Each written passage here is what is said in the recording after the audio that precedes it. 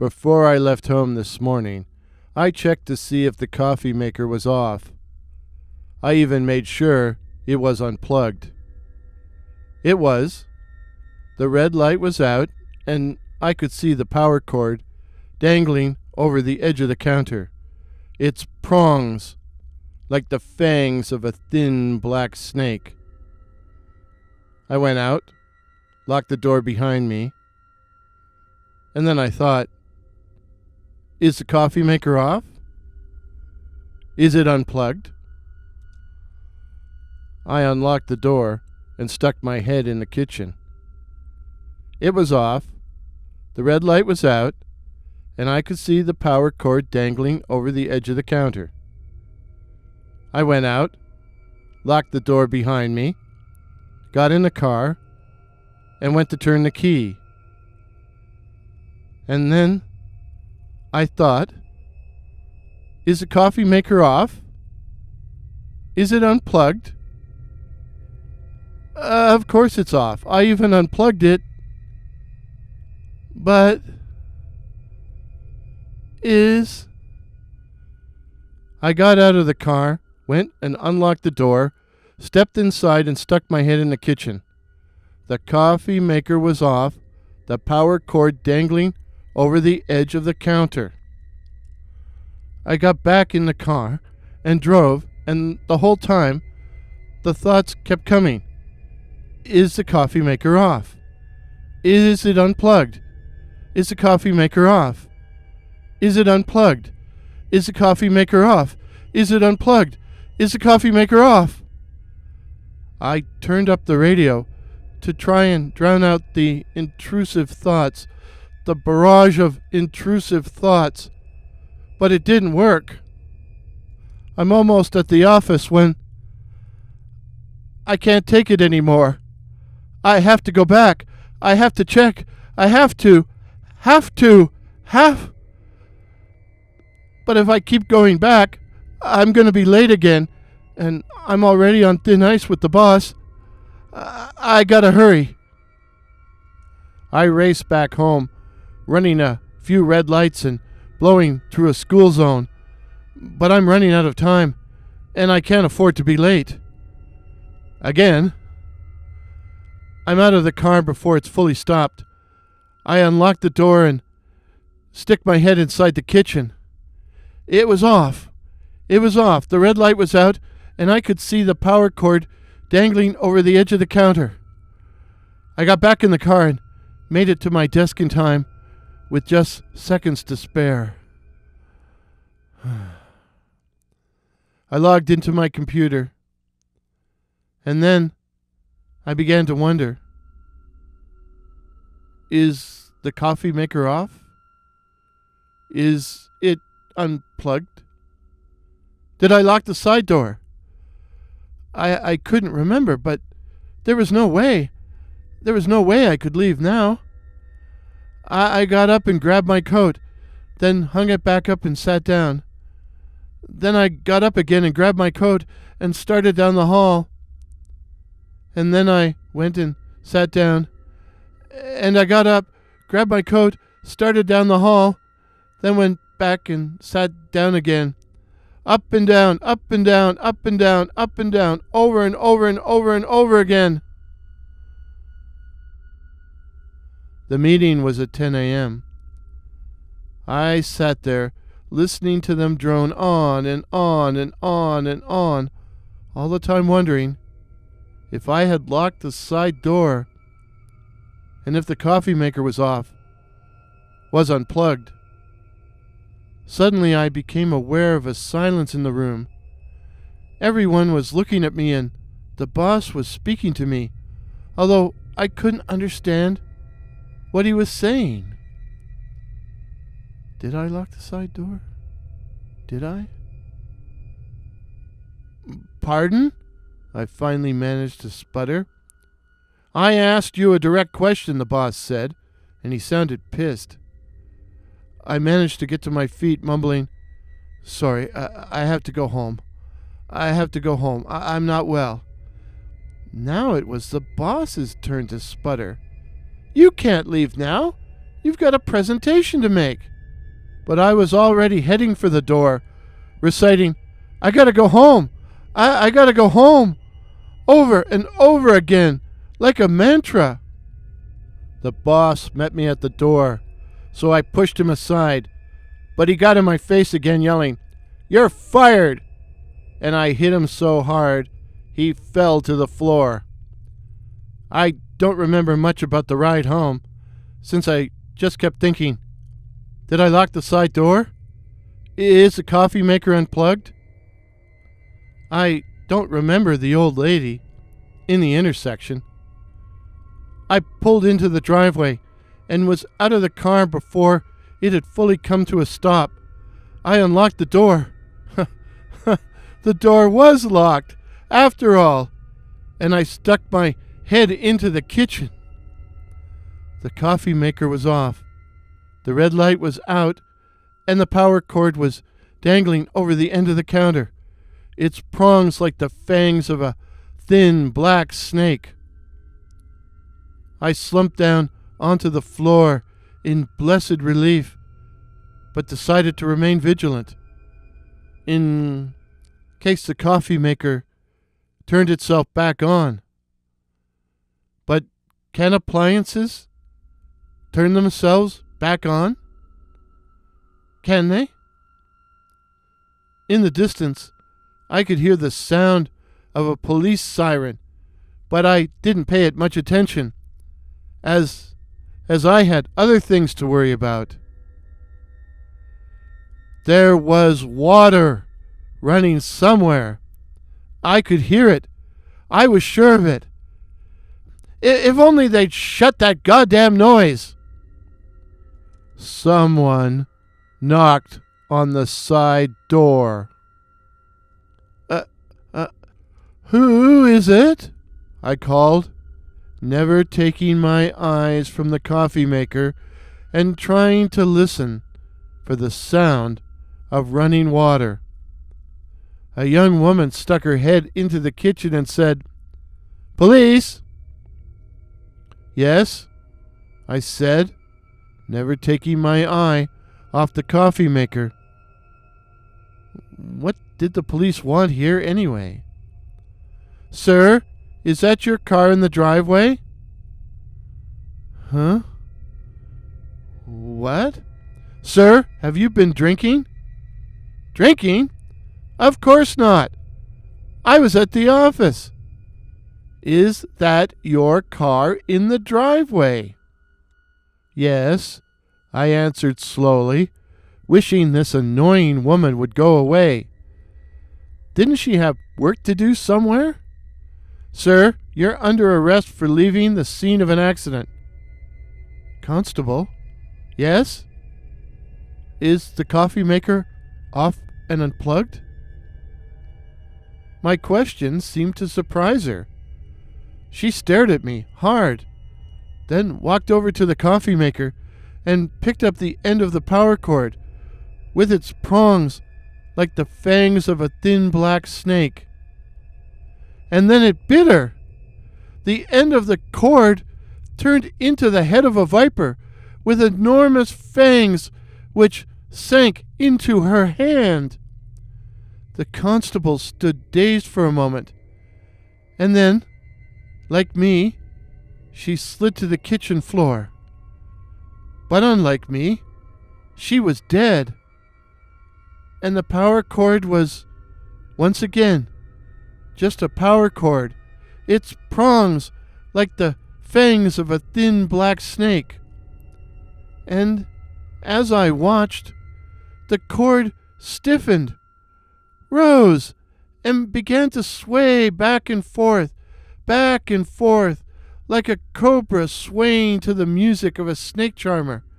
And as I continued to watch, transfixed, the cord plugged itself back in. I saw the red power light again. The coffee maker was back on. Back on. It took only about an hour for the empty coffee maker to overheat. The Pyrex coffee pot exploded. Then the plastic parts melted, and the whole countertop was quickly engulfed in flame. I watched the fire spread with disinterest and indifference. I was busy listening over the crackling of the flames for the sound of running water. There was water running somewhere. I could hear it. I could hear it. I was sure of it. I was sure of it.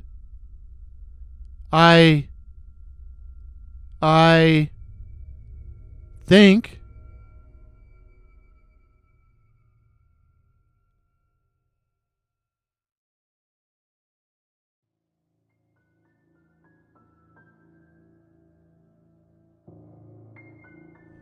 Coffee shop. I was driving across the twilight zone, known as the Canadian Prairies, in the middle of the night. To be precise, 3:43 a.m., and I was falling asleep at the wheel. There was little traffic and damn little in the way of lights along the highway, and I knew that if I didn't get some coffee down soon, I'd wind up in the ditch, or worse. And that is why I turned off at Regina, the city that rhymes with fun. The street I pulled onto was brightly lit, but there was no one around. No sign of any people, and not even any cars. It was like the world ended, and no one thought to turn out the lights. I found a donut hole a few blocks up the street. The Donut Crypt. The Donut Crypt? I blinked my eyes and would have rubbed them, if I could have taken my hand off the wheel. What kind of a chain? Must be some kind of joke. But I really, really needed coffee. There were no cars in the parking lot, but there appeared to be people inside, so I tried the door, found it open, and entered. 3 or 4 persons sat alone at tables, scattered throughout the room. While I didn't stare at them, I could see they all had a shared appearance. They were all slight, with pale skin, pinched features, and long, unkempt hair that looked like it needed washing. Their eyes had a reddish tinge, and they were dressed in dark clothing. But my focus was on coffee. The woman behind the counter looked just like the customers, except she wore black eyeshadow and long, very fake eyelashes, which curtained her red eyes. First time I've been served by a vampire in a donut hole, I said to myself. Her voice had a droning, hypnotic quality, and I found it hard to follow what she was saying, but I just kept repeating, coffee, black, till I managed to get the idea across. I slapped a couple of coins, a loonie and a toonie on the counter, and staggered over to a stool where I could look out the front window. I took a sip and almost spit it all over the window in front of me. The coffee was rancid, if coffee could be rancid. It had a strong metallic aftertaste, which started to make me feel quite sick, but I needed to drink it. I was almost delirious with exhaustion. I had to drink it. Drink it. Drink it. I must have nodded off momentarily. Raising my face from its intense contemplation of my coffee cup, I looked out towards the dark street, catching the reflection of the room behind me, and blinked. I could see the other people in the shop, the loners at their solitary tables, and none of them had heads. None of them had heads. I could make out their torsos, their full bodies, and I could see them raising their arms to drink or to eat, but none of them had heads. I blinked and looked again. This time, they'd vanished completely. I took a quick look over my shoulder. The other diners were still parked at their lonely tables, contemplating who knew what. The goth chick was still behind the counter, looking oddly in my direction. I thought, I really must be losing it. Better drink up and go. I quickly sucked down the rest of my coffee with a shudder, and again had to fight the urge to throw up. I stood up, even though I felt wobbly, and had to put my hand on the counter to steady myself. Being Canadian, I went to return my coffee cup to the counter. I realized everyone, even the vampire behind the counter, was staring at me. And then my vision suddenly cleared, and I could see my surroundings for the first time. Instead of donuts and pastries, the display cabinet was full of body parts. Fingers, toes, hands, feet, noses, ears, even eyes, and other things I really didn't want to see. A second cabinet held tureens, one filled with a crimson soup that looked suspiciously like blood, the other a chili in which floated what appeared to be pieces of flesh. A chili in which floated what appeared to be pieces of flesh, human flesh. I blinked my eye, but the whole awful array was still there. And then I saw the display ads over the counter, advertising blood, plasma, lattes in various flavors. O, A, B, AB, plasma, and the ad for the breakfast Flesher Witch. Flesher Witch? And then the ad for lady fingers? My coffee cup fell to the floor and shattered as I staggered towards the door, but not before I heard a loud series of pops and saw the heads of the others had detached themselves from their bodies and were now floating in midair and still staring at me. I wasn't really sure I could drive, but I knew I had to get away and get away fast. As I fell in behind the wheel, I could see into the lighted interior of the donut shop and could see the serving vampire running for the door to open it. I guess to let the floating heads out. To let the heads fly out. I didn't wait to see, and I didn't have the nerve to look in the rearview mirror. I rejoined the highway. I was no longer fighting sleep, but still felt slightly sick to my stomach. I vowed to stop at the next Tim Hortons or A&W I passed to get some normal food and fee, or else find a roadside rest area to pull in and catch some sleep. For the moment, my main goal was to put as much distance between me, the donut crypt, and the floating heads as possible. The road across the prairies is a lonely, deserted one, a long, straight ribbon without lights, or much of anything. No houses, not even any trees, hardly any other cars, other headlights.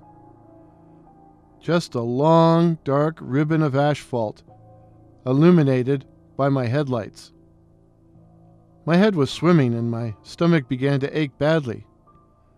Just what had been in that bloody coffee? Oh, that was a bad choice of words there. Cold sweat was pouring down my brow, so I rolled down the window, hoping some fresh air might revive me. I heard a noise and turned my head to look out. And then the head was in the car, its teeth or fangs or whatever, sinking into the soft flesh of my left ear, as if it was trying to pull it off. I screamed, my foot slamming down on the accelerator, as I splashed the dashboard and the windshield with projectile vomit. I took both hands off the wheel to try and pull the head off me, to make it let go. I could feel the warm blood running down the side of my neck. The car was heading towards a curve leading to an overpass, but instead I went in a straight line at 140 kilometers an hour, right off the road and into the waters of a marshy slough.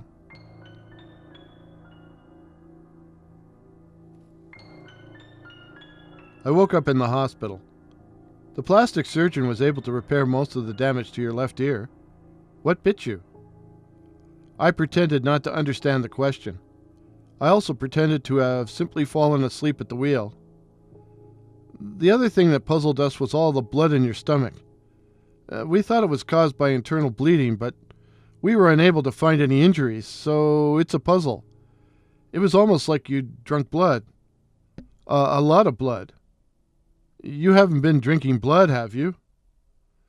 Again, I pretended not to understand. If I had drunk any blood, it wasn't intentional. All I had really wanted, was a black donut shop coffee. A regular black donut shop coffee. Somewhere on the main drag, off the highway in Regina, Saskatchewan, the city that rhymes with fun, there is a donut hole which doesn't serve coffee and donuts, but has a more pungent menu.